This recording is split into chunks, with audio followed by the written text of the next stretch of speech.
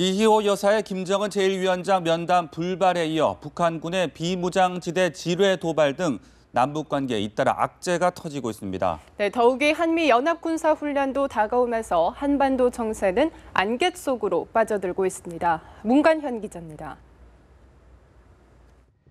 광복 70주년, 분단 70주년을 앞두고 남북관계가 역주행하고 있습니다.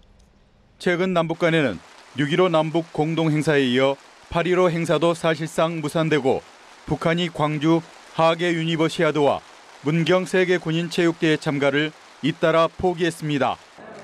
남북은 말레이시아에서 개최됐던 아세안 지역안보 포럼에서도 대화의 장을 마련하는 데 실패했습니다. 오히려 북한은 제4차 핵실험과 장거리 로켓 발사, 제2의 6.25 전쟁 발발 가능성까지 위협했습니다. Increasing massive arms build-up, it will invite misleading, leading to this outbreak of Second Korean War. 이러한 가운데 돌파구로 기대를 모았던 이희호 여사의 방북이 김정은 제1위원장 면담 불발로 끝나면서 남북 간에 검은 먹구름이 드리워지고 있습니다. 집권 3년차에 접어든 올해 안에 경색 국면을 타개할 돌파구를 찾지 못한다면 남북 관계는 골든타임을 놓치고 깊은 소용돌이 속으로 가라앉을 가능성이 높습니다. 특히 북한이 이달 중순부터 시작될 한미연합 군사훈련 을지 프리덤 가디언에 대해 벌써 강력 반발하고 있습니다. 북측이 노동당 창건 70주년을 전후해 장거리 미사일을 발사할 수 있다는 이른바 10월 위기설이 현실화될 가능성이 더욱 커지고 있습니다. 연합뉴스 TV 문관현입니다.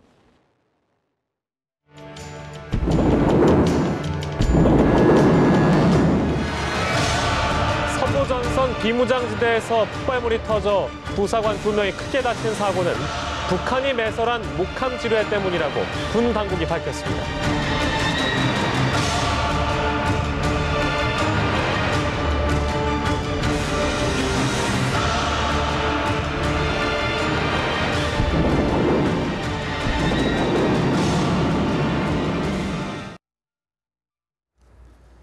군 당국은 대북 확성기 방송을 제기한 전방 지역에 최고 수준의 경계태세를 발령하는 등 대비를 강화한 것으로 알려지고 있습니다. 국방부 관계자는 어제 오후 5시 이후 대북 확성기 방송을 제기한 서중부 전선 지역에 최고 경계태세를 발령했다며 북한군의 동향을 감시하고 불시의 도발에 응사할 수 있는 화력을 보강하고 있다고 밝혔습니다. 북한은 지난 2010년 천안함 피격 사건에 따른 5.24 조치에 따라 대북 확성기 방송 재개를 발표하자 조준 사격을 하겠다고 위협한 바 있습니다. 군 당국은 북한이 대북 확성기에 조준 사격을 가하면 유엔 헌장에 따른 자유권 차원에서 대응하겠다는 방침입니다. 정부와 군 당국이 경기도 파주와 연천 일대 주민들의 민간인 출입 통제선 이북 지역의 진입을 막는 대피령을 내렸습니다.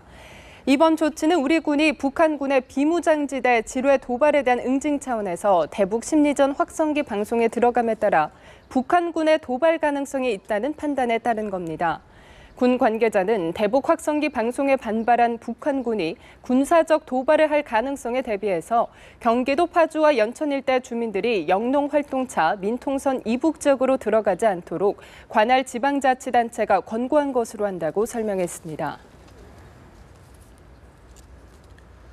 군 당국의 신속한 지뢰 폭발 사건 조사 결과 발표에도 불구하고 몇 가지 의문점은 남습니다. 네, 폭발 당시 현장은 생생하게 감시 장비 화면에 담겼는데 왜 북한군이 지뢰를 매설하는 장면은 잡히지 않은 걸까요? 박경준 기자입니다.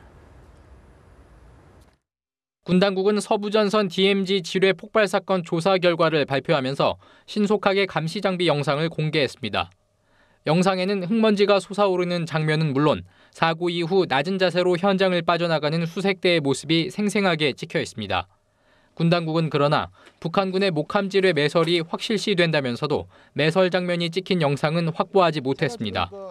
사고 이후 현장의 감시 장비 영상을 샅샅이 뒤졌지만 지뢰를 묻고 도망가는 모습은 잡히지 않았다는 겁니다. 수목이 울창해서 감시 장비로 보기에 매우 제한되는 것이고 또 비가 오거나 안개가 끼면 전혀 보이지 않습니다. 감시 장비로 봐도 촬영을 해도 허옇게 나옵니다. 군의 설명대로라면 최전방 지역의 과학화 경계 시스템도 사실상 무용지물이나 마찬가지인 셈입니다.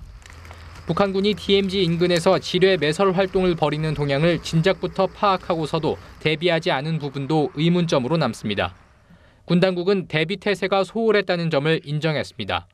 당시에 이 지역은 우리가 다니는 지역이었으니까 지뢰가 없었을 것이다라고 추정을 해서 이런 탐지 활동을 좀 소홀히 하지 않았나 이렇게 판단됩니다.